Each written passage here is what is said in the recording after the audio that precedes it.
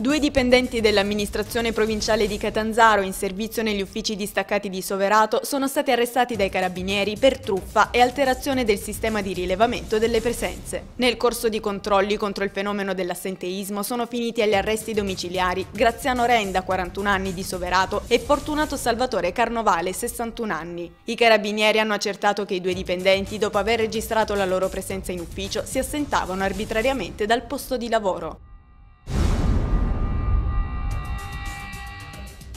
È stata trasferita ieri, intorno alle 22:30, MV, la 34enne mamma crotonese risultata positiva al test per l'influenza AH1N1. Un'equipe di 5 medici giunti al San Giovanni di Dio direttamente da Milano a bordo di un aereo militare ha sottoposto la donna ad un trattamento innovativo, chiamato ECMO, che favorisce la respirazione. Subito migliorata, la donna è stata trasferita al San Raffaele di Milano, dove proseguiranno le cure specifiche. Il suo bambino, partorito i primi dell'anno, non ha manifestato problemi e respira autonomamente.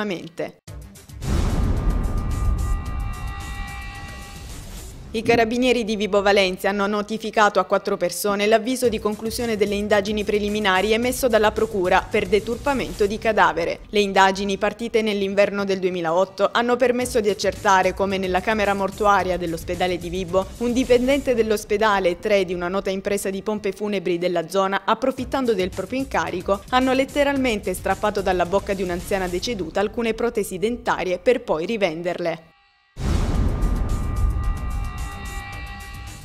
La mafia potrebbe essere tra i principali beneficiari della costruzione del ponte sullo Stretto di Messina, che comunque servirà poco senza massicci investimenti in strade e ferrovie in Sicilia e Calabria. È l'analisi del diplomatico americano Patrick Trun, console generale a Napoli, contenuta in 5 dispacci datati tra il 2008 e il 2009 pubblicati da Wikileaks. Il paragrafo è intitolato, forse con involontaria ironia, "Il ponte per un crimine più organizzato".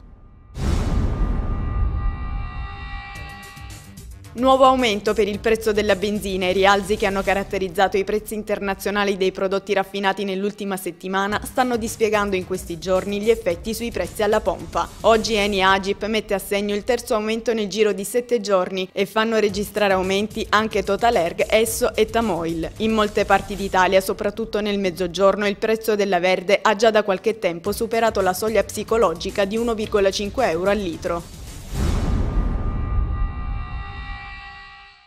È stato presentato ieri a Catanzaro da Massimo Tigani Sava il comitato spontaneo a sostegno di Michele Traversa, sindaco. In vista delle imminenti elezioni amministrative, il comitato si propone di raccogliere adesioni attorno alla figura dell'onorevole Traversa, che già alla guida dell'assessorato regionale al turismo e dell'amministrazione provinciale di Catanzaro ha saputo dimostrare la sua politica del fare.